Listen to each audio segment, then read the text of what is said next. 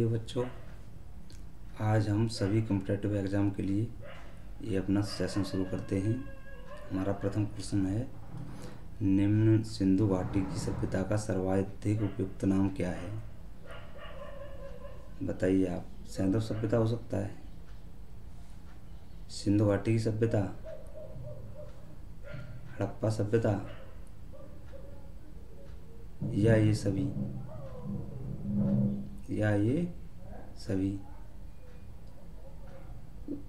बताइए आप। आपके लिए 10 सेकंड हैं, आप बताइए सबसे ज़्यादा उपयुक्त नाम क्या हो सकता है।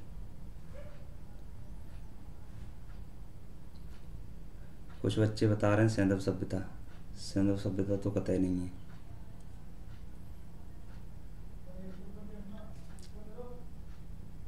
सिंधु घाटी की सभ्यता नहीं, ये भी नहीं है।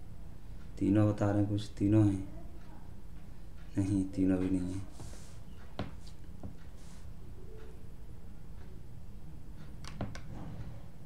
सिंधु घाटी की सभ्यता का सबसे उपयुक्त नाम हड़प्पा सभ्यता है, केवल हड़प्पा सभ्यता है।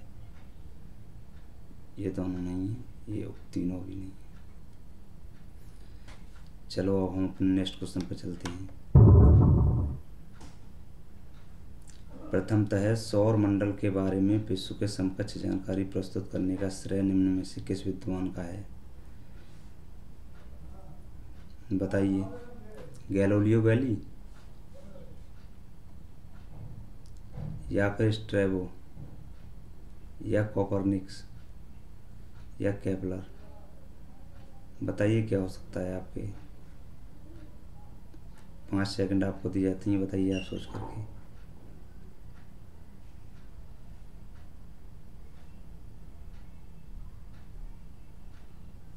इन्होंने भी किया है काम, लेकिन ये तो है नहीं। ए वालों का सभी का आंसर गलत है। इसका सही आंसर है कोपरनिकस। कोपरनिकस ही ऐसे पहले विश्व के समकक्ष जानकारी रखने वाली थी सौरमंडल के बारे में।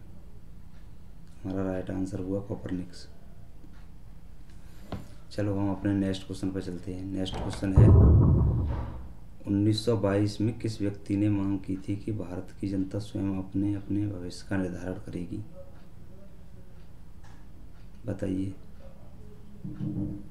महात्मा गांधी, मोतीलाल नेहरू, गोपाल कृष्ण गोखले, या फिर चित्तरंजन दास।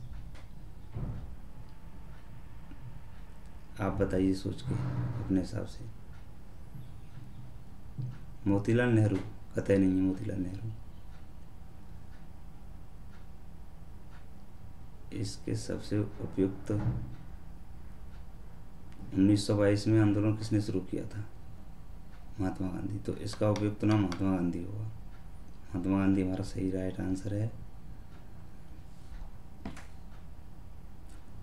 जिन्होंने गोपाल कृष्ण गोखले बताया उनका भी गलत है, चित्तरंजन दास भी गलत है। चलो अब नेक्स्ट क्वेश्चन पर चलते हैं। क्वेश्चन नंबर 4 है हमारा, हाइग्रोमीटर नापने का यंत्र है। ध्वनि की तीव्रता, ऑप्शन बी वायु की आर्द्रता, ऑप्शन सी जल का घनत्व, ऑप्शन डी विद्युत धारा। चलो आप बताइए सभी क्या हो सकता है। जल का घनत्व नहीं, जल का घनत्व गलत है, ये तो कतई गलत है। इसका हमारा राइट आंसर है वायु की आर्द्रता। क्या? वायु की आर्द्रता। जो हमारा हाइग्रोमीटर होता है वो वायु की आर्द्रता मापता है। चलो नेक्स्ट क्वेश्चन है हमारा, क्वेश्चन नंबर 5, स्टार्च को माल्टोज में परिवर्तित करने वाला एंजाइम है। जो स्टार्च होता है उसको माल्टोज में परिवर्तित करने वाला एंजाइम है। इनटेज, जाइमेस, डाइस्टेज, या माल्टोज। जाइमेस वालों का आंसर गलत है। जाइमेस गलत आंसर है, ये नहीं है। बताइए आप बताइए, 5 सेकंड है आपके लिए।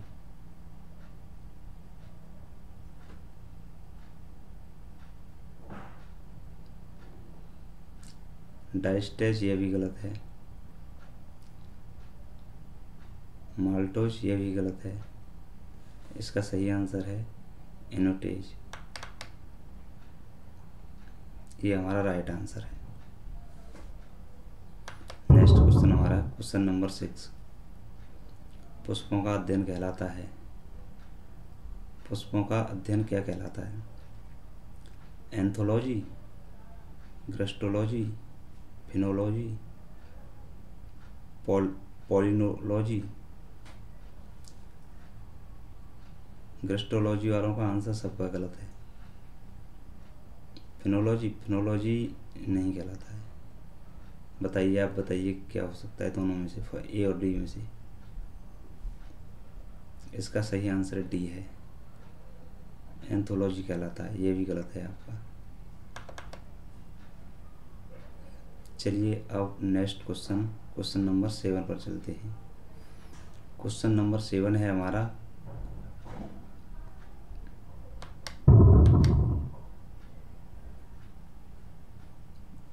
आधुनिक कंप्यूटर की सहायता से निम्न में से कौन सा कार्य किया जाता है? कौन से कार्य किए जाते हैं? तीव्र गति से गणना, शब्दों का व्यंजना, चाक्षुष खेलकूद, उपयुक्त सभी। मतलब तीव्र गति से हम किसी की गणना करते हैं किसी चीज़ की, या शब्दों की व्यंजना करते हैं। शब्दों की व्यंजना भी इससे होती है। चाक्षुष खेल मतलब वीडियो गेम। चाक्षुष मतलब आँख से देखने वाला जो गेम होता है, वीडियो गेम। उपयुक्त सभी। इसमें बताइए, कुछ लोग बता रहे हैं तीव्र गणना है, कुछ बच्चे तीव्र गणना बता रहे हैं। तीव्र गणना गलत है, गलत नहीं है, ये सही है। तीव्र गणना भी, शब्दों की व्यंजना भी सही है, और चाक्षुष खेल भी सही है। हमारे इसमें उपयुक्त तीनों आंसर सही है। हमारा इसका ऑप्शन नंबर डी राइट है। Next question 8। एक लघु व्यास वाले ट्यूब में किसी द्रव सतह के उतार चढ़ाव को क्या कहते हैं? कोश की क्रिया, आसंजक क्रिया, सासंजक क्रिया, इनमें से कोई नहीं। कोश की क्रिया, आसंजक क्रिया, सासंजक क्रिया, इनमें से कोई नहीं। वैसे ये आपने सबने 10th में पढ़ा होगा। ये क्वेश्चन 10th की उसमें है, फिजिक्स में। बताइए, आप बताइए। 5 सेकंड का समय है आपके पास। आसंजक क्रिया गलत, आसंजक क्रिया नहीं है। अरे सर, इसमें से कोई नहीं। अरे नहीं, एक ऑप्शन तो है ही है इसमें से। इसका सही आंसर है कोश की क्रिया। केश की क्रिया कहते हैं इसे। केश की टाइपिंग में गलती हुई है, केश की क्रिया।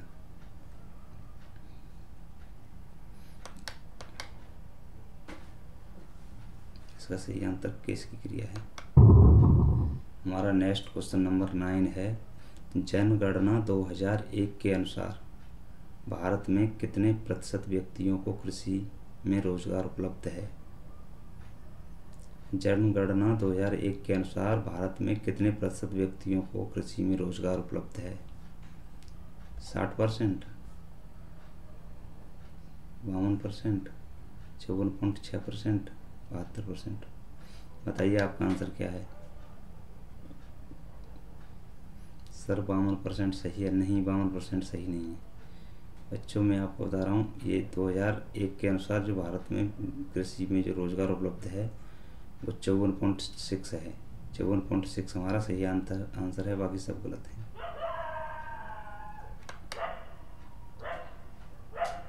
चलो नेक्स्ट क्वेश्चन पर चलते हैं। नेक्स्ट क्वेश्चन है 10। प्रतिकूल भौतिकी पर्यावरण विकास में एक प्रमुख बाधा बन सकता है, यह कथन किस अर्थशास्त्री का है? प्रतिकूल भौतिक पर्यावरण विकास में एक प्रमुख बाधा बन सकता है, यह कथन किस अर्थशास्त्री का है? जैवक वाइनर, नर्क्स, शुम्पीटर या अमर्त्य सेन? ये तो भारतीय है, इनका तो है नहीं ये, ना ही इनका है ये, ना ही इनका है। ये जैकब वाइनर का है।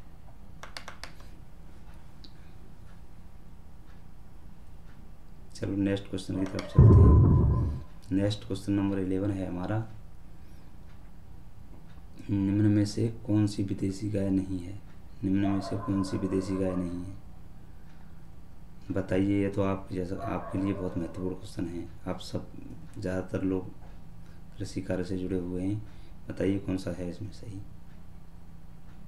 विदेशी गाय नहीं है। जर्सी तो है ही है विदेशी गाय, ये तो कन्फर्म है।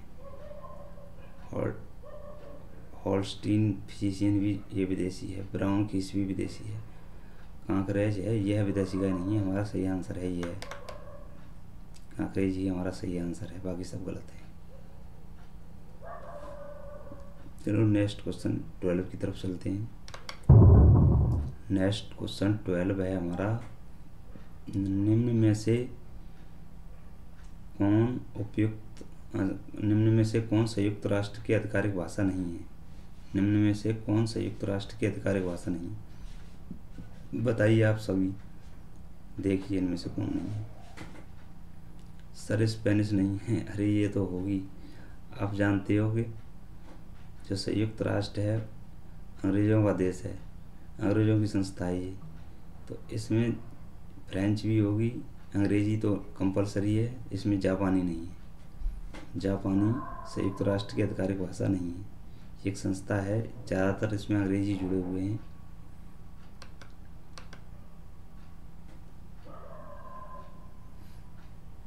नेक्स्ट क्वेश्चन 13 की तरफ चलते हैं।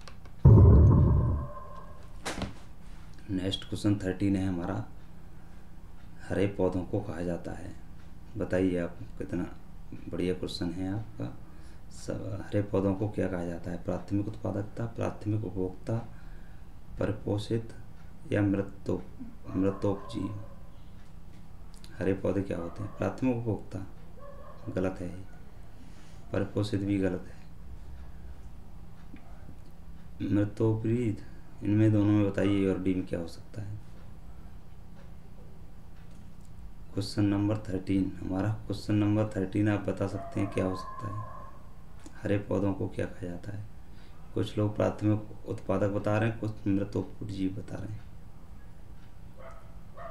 इसका सही आंसर है प्राथमिक उत्पादक। प्राथमिक उत्पादक ही इसका सही आंसर है। अरे हरे पेड़ पौधे होते हैं वो प्राथमिक उत्पादक होते हैं, यही तो भोजन पैदा करते हैं। इन्हीं से सब जीव जंतु शाकाहारी मांसाहारी, शाकाहारी भोजन लेते हैं, शाकाहारियों को मांसाहारी खाते हैं। तो प्राथमिक उत्पादक तो यही है ना, हरे पेड़ पौधे, घास, पेड़ पौधे, ये सभी चीज़ें। नेक्स्ट क्वेश्चन है हमारा, सर्वत्र के बारे में निम्नलिखित में से कौन सा कथन सही है? सर्वत्र क्या है ये आप बता सकते हैं। यह पूरी तरह से भारत में विकसित एवं विनिर्मित बुलेट प्रूफ जैकेट है। यह विलुप्तप्राय सारस की प्रजाति है। यह पर्यावरणविद द्वारा रचित कविता है। यह एक बाल फिल्म है। बताइए आप क्या हो सकता है? सर्वत्र बुलेट प्रूफ जैकेट है। जिन्होंने ए बताया है, जिस ऑप्शन ए ये सही नहीं है, ये गलत है। बी सी डी में बताइए आप क्या हो सकता है? विलुप्तप्राय सारस की प्रजाति, ये भी नहीं है। अब सी और डी में दोनों में से एक है, बताइए। इसका सही आंसर है एक पर्यावरणविद द्वारा रचित कविता। ये एक कविता है, एक पर्यावरणविद द्वारा रचित है। डी भी नहीं है। हमारे 14 क्वेश्चन कंप्लीट हो चुके हैं। नेक्स्ट क्वेश्चन की तरफ चलते हैं। नेक्स्ट क्वेश्चन है हमारा, हिंदी किस भाषा परिवार की भाषा है? हिंदी किस भाषा परिवार की भाषा है बताइए। द्रविड़, ऑस्ट्रिक, चीनी, तिब्बत, भारोपी। सर भारोपी सही है, ज़्यादातर सही बता रहे हैं, ज़्यादातर भारोपी ही बता रहे हैं, तो यही ऑप्शन सही होगा हमारा। यही ऑप्शन 15 सही होगा, बाकी सब गलत हैं। 15 ऑप्शन ही हमारा सही है, बाकी सब गलत है। क्योंकि जो हिंदी है वो हमारी भारोपी परिवार की भाषा है। चलो ये बताइए आप 16 क्वेश्चन, जहाज जैसे कप्तान से संबंधित है वैसे ही अखबार किससे संबंधित है? जहाज जैसे कप्तान से संबंधित है, अखबार किससे संबंधित है? अखबार हमारा पाठक से, मुद्रक से, प्रकाशक या संपादक से? बताइए। कुछ बता रहे हैं पाठक से संबंधित है। चलो बताइए आपको कौन सा ऑप्शन सही हो सकता है। सर बी गलत है। गलत है या सही है भी बताइए। कुछ गलत बता रहे हैं बी को। बताइए कौन सा सही हो सकता है। पाठक, मुद्रक, प्रकाशक या संपादक?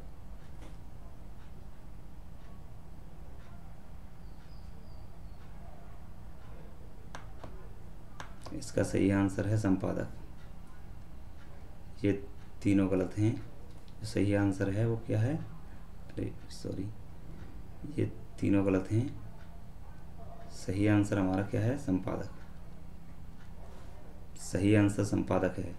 जैसे जहाज कप्तान पूरे जहाज को डील करता है, जैसे कप्तान पूरे जहाज को ऑपरेट करता है, वैसे ही संपादक जो होता है वो अखबार को डील करता है पूरे।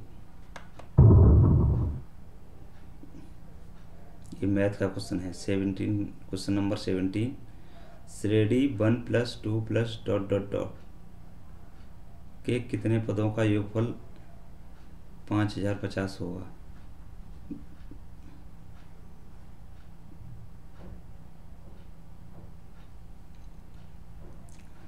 बताइए इसको आप इसका एक फॉर्मूला होता है।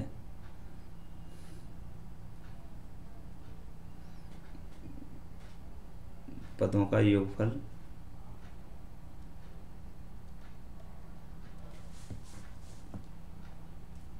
पदों का योगफल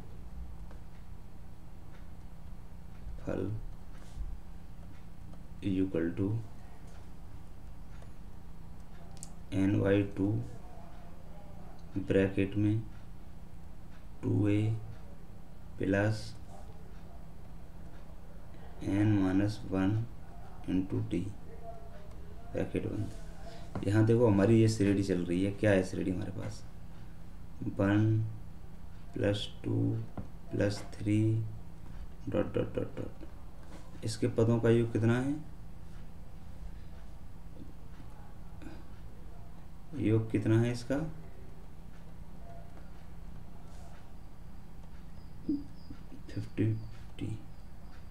5050।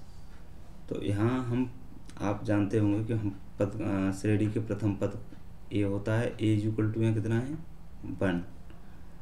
और बी इक्वल टू वो श्रेणी के पदों का अंतर सार्वंतर होता है डी इक्वल टू बी, यहाँ 1 है। और इसीलिए हम इन ए और बी के मान को लगाएंगे अगर इस वाले फॉर्मूले में, तो हमें पदों की संख्या ज्ञात हो जाएगी। तो देखो एन तो हमें निकालना ही है, एन ज्ञात करना है। 2 इंटू 1, ए की वैल्यू 1 लगा दी हमने यहाँ, प्लस n-1, तो और डी की वैल्यू हमने यहाँ 1 पुट कर दी। तो ये हमारा क्या आएगा?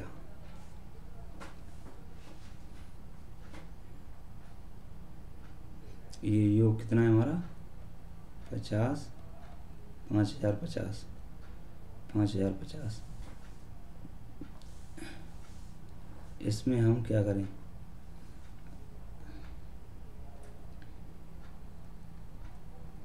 इसमें हम जो 2 है उसको राइट हैंड साइड में भेज दे रहे हैं।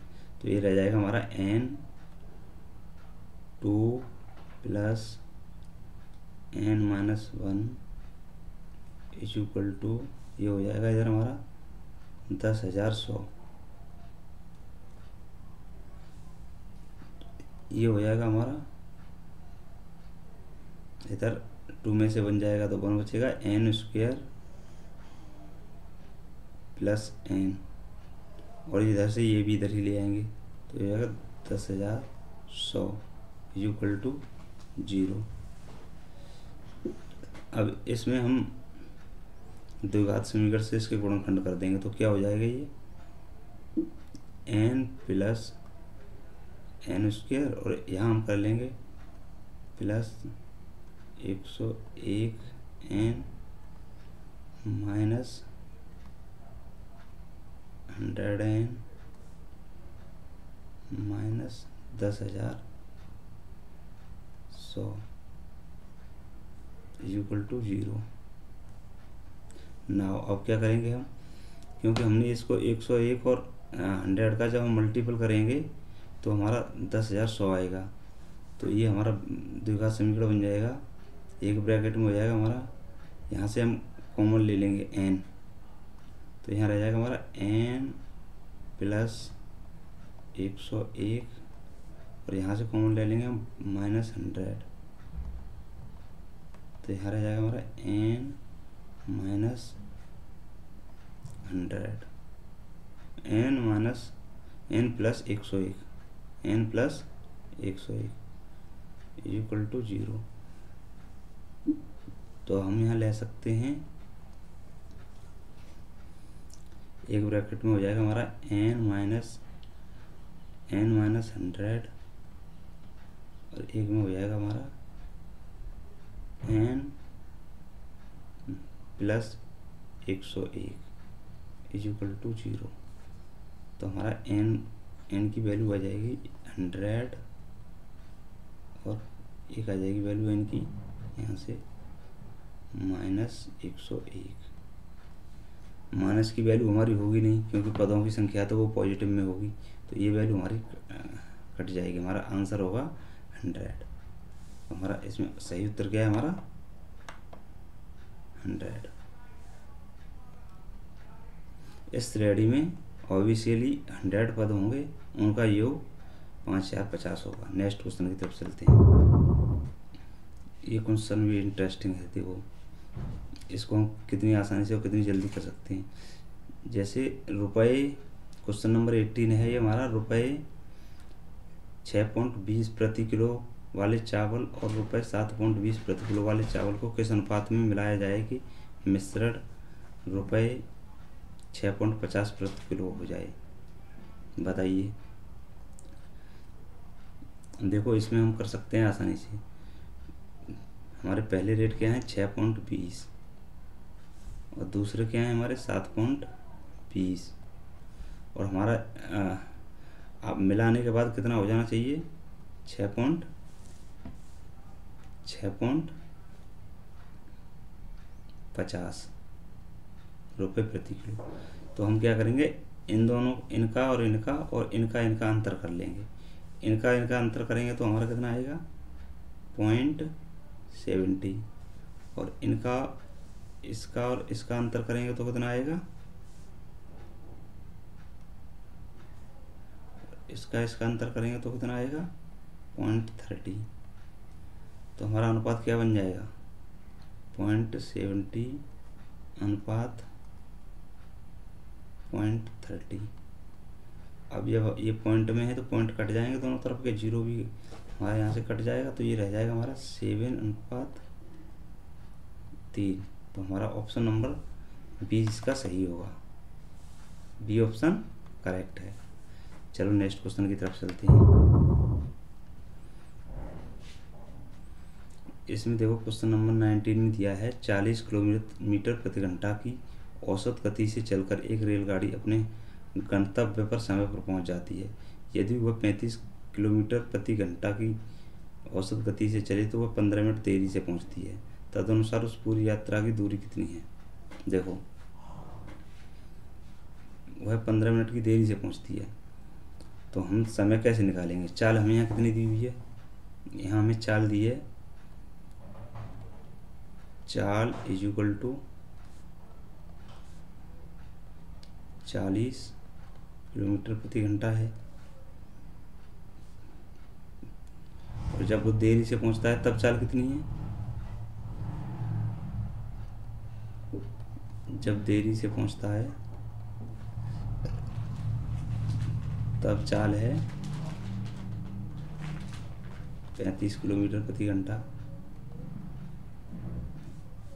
तो हम जानते हैं चाल बराबर दूरी बट्टे समय होता है।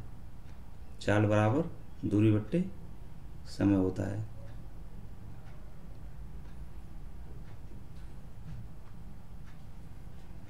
तो हम यहाँ पर क्या कर सकते हैं, दूरी x मान लेते हैं, यहाँ दूरी हम मान लेते हैं x, तो हमारी दूरी हो जाएगी x और समय दूरी हमारी x हो जाएगी। तो समय बराबर क्या हो जाएगा, दूरी बट्टे चाल। तो समय बराबर क्या हो जाएगा, दूरी बट्टे चाल। तो हमारी पहली चाल कितनी है 40 माइनस दूसरी चाल कितनी है, दूरी तो सेम रहेगी 35, तभी तो देरी हो रही है। पहली चाल में से अगर दूसरी पहले समय में से दूसरा समय घटा दें तो हमारा समय कितना है 15 मिनट। मिनट को हम घंटे में चेंज कर लेंगे तो हमारा 60 हो जाएगा। तो ये क्या हो जाएगा हमारा, इसको हम सॉल्व करेंगे तो इसको जब हम सॉल्व करेंगे तो इनका लासा ले लो। लासा लेने पर हमें प्राप्त होगा 280 equal to over 8x minus 7x equal to 1/4। 1/4 हम क्या करेंगे, इसमें हमारा रह जाएगा ऊपर x और 280 को भेज देंगे उधर। तो 1/4 इंटू 280, 1/4 इंटू 280। तो x इक्वल टू कितना होएगा, 4 से डिवाइड कर दो तो ये 7 बार डिवाइड हो जाएगा। कितनी बार, 7 बार। तो जो दूरी है हमारी x वो कितनी है 70 किलोमीटर। कितनी है 70 किलोमीटर। नेक्स्ट क्वेश्चन पर चलते हैं अपने। भारत में सर्वाधिक बोली जाने वाली भाषा कौन सी है, हिंदी, संस्कृत, तमिल, उर्दू। बताइए, सभी बताइए, आसान क्वेश्चन है ये। संस्कृत, तमिल, उर्दू, सबसे ज़्यादा हिंदी। सर हिंदी, सब हिंदी वाले हैं, तो इसका सही आंसर हिंदी होगा। इसका सही आंसर हिंदी है। आज का हमारा सेशन कैसा रहा?